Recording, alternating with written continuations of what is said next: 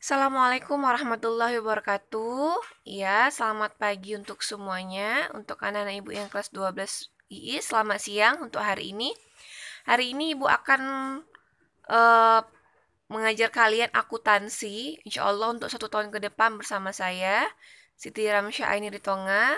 Anak-anak bisa manggil Ibu Aini. Nah, untuk yang pertama, akuntansi sebagai sistem informasi.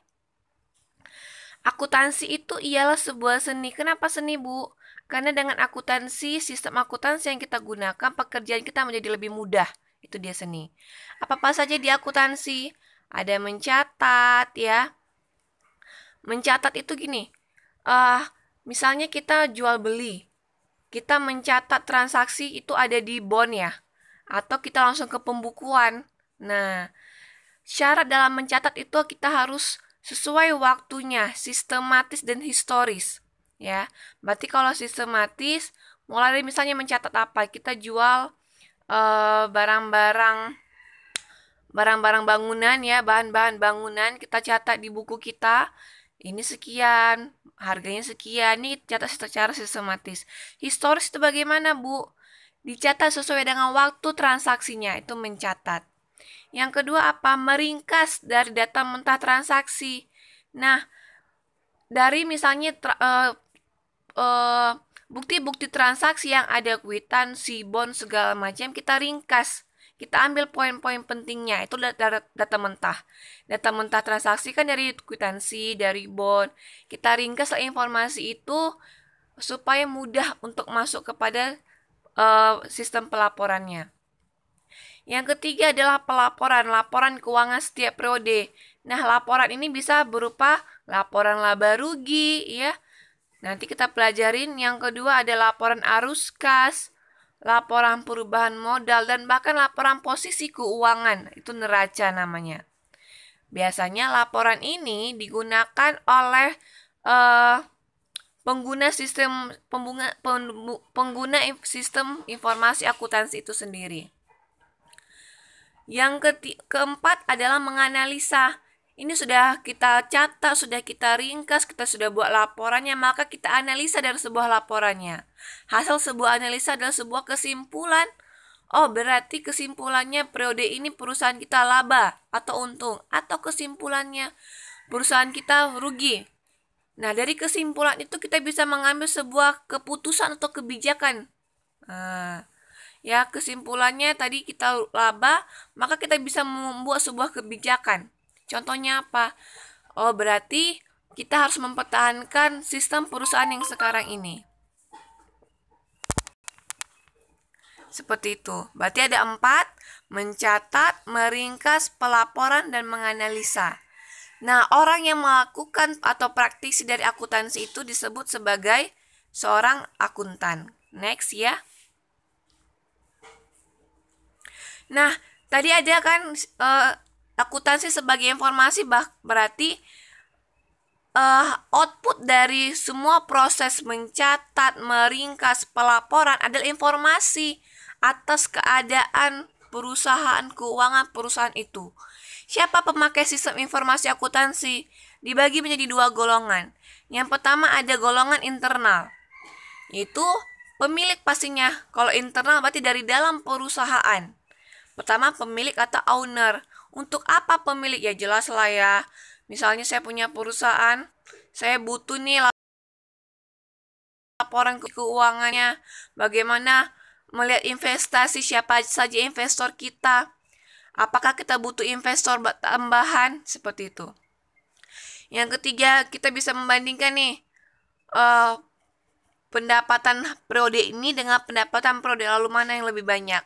Yang keempat, kita bisa melihat kalau terus-terusan laba, kita bisa melihat bagaimana prospek kedepannya perusahaan. Apakah bakal berkembang atau malah bagaimana. Atau kalau terus-terusan setiap periode kita rugi, berarti kita juga bisa melihat prospek ke depan. Selain itu, seorang pemilik juga bisa melakukan sebuah keputusan atau kebijakan. Misalnya, kalau rugi terus, misalnya melakukan PHK atau segala macam. Yang kedua, manajemen. Ya, jadi misalnya manajemen berkaitan dengan bidang pertanggungjawaban mereka, misalnya manajemen produksi. Ya, dia perlu melihat laporan keuangan itu apa nantinya yang bakal diproduksi, apa hal yang perlu ditambahkan seperti itu. Yang ketiga, karyawan membutuhkan ya laporan keuangan untuk melihat perundingan nih, pertimbangan bagi mereka. Apakah bisa, kalau misalnya laba terus, berarti ada kemungkinan terus berlanjut di perusahaan itu, atau rugi terus, berarti dia harus meningkatkan kinerja dia. Nah, itu internal. Yang eksternal adalah siapa saja? Yang pertama ada kreditor. Ya, kreditor ini adalah orang yang memberi utang. Nah, jadi dia butuh informasi akuntansi atau laporan keuangan sebuah perusahaan. Saya kreditor mau memberikan hutang ini. Melihat apakah perusahaannya itu sehat, apakah perusahaannya itu mampu nantinya membayar hutang yang akan saya beri pinjaman itu oleh kreditor. Yang kedua, pemerintah. Pemerintah membutuhkan laporan keuangan kita, perusahaan, untuk menentukan berapa pajak yang akan dikenakan oleh perusahaan untuk negara. Yang ketiga, investor.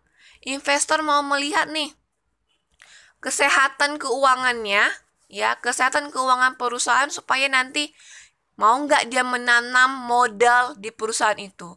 Kalau dilihatnya perusahaannya sehat, ya bakal menguntungkan kepada dia sebagai investor, maka dia akan menanamkan modalnya kepada perusahaan. Yang keempat itu masyarakat ya. Masyarakat mau mengetahui nih bagaimana kontribusi perusahaan ya dalam perekonomian nasional ataupun kehidupan sosial, seperti apakah sering perusahaan itu melakukan kegiatan-kegiatan sosial yang melibatkan masyarakat, atau apakah perusahaan itu merekrut pegawainya dari masyarakat yang ada di sekitar perusahaannya. Itu dia, memakai sistem informasi akuntansi. Next, kita lanjutkan. Nah, kualitas informasi akuntansi dikatakan baik ya bila memenuhi 8 kriteria sebagai berikut. Yang pertama, perbandingan antara manfaat dan biaya. Informasi akuntansi yang baik adalah ketika manfaat yang dihasilkan dari informasi itu lebih besar daripada biayanya. Itu yang pertama. Yang kedua, informasi yang disajikan dapat dipahami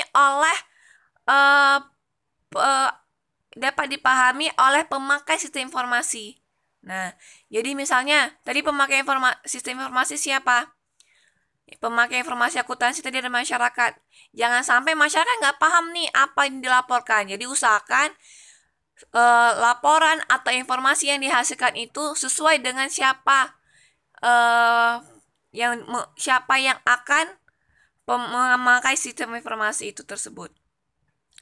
Yang ketiga, ada relevan. Relevan artinya bersangkut paut atau sesuai dengan misalnya laporan keuangan itu ya muatannya apa saja, misalnya ada pendapatan berapa, ada modal berapa, hasil lah laporan keuangan laba atau rugi. Jadi dia relevan.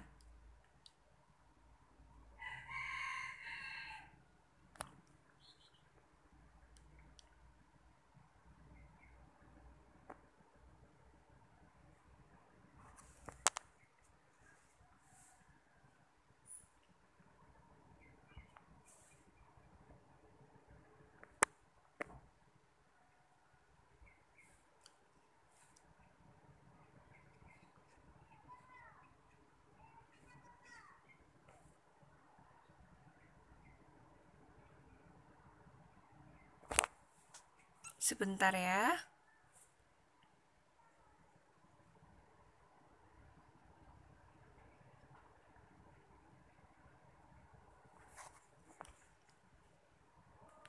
Nah, selanjutnya dapat dipercaya. Ya,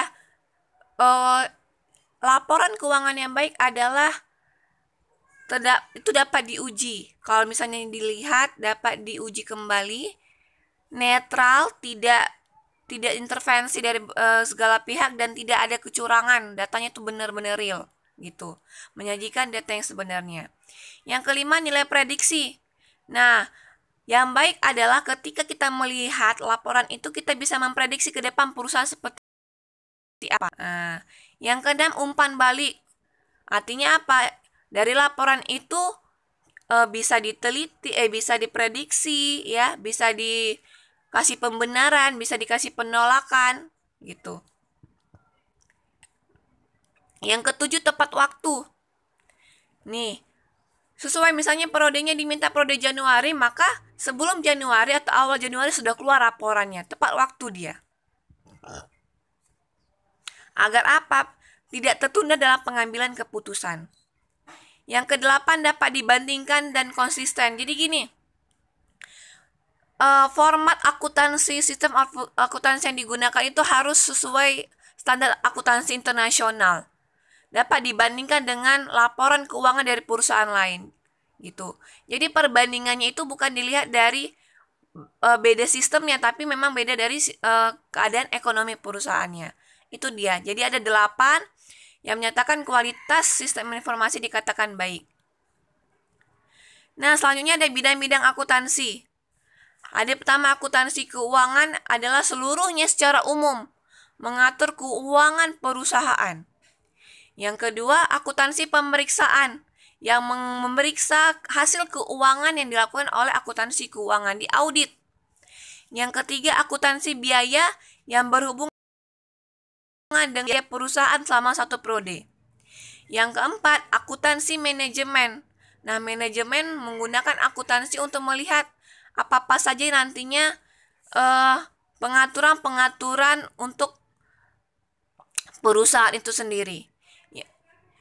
Yang kelima, akuntansi perpajakan. Ini yang mengatur berapa banyak pajak yang akan dibayarkan oleh perusahaan kepada pemerintah.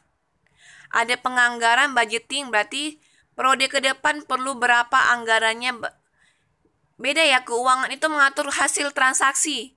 Nah, kalau anggaran itu, dia misalnya periode ini butuh berapa dari sektor industri, produksi butuh biaya sekian, dia menganggarkan. Dari sistem pemasaran butuh anggaran sekian.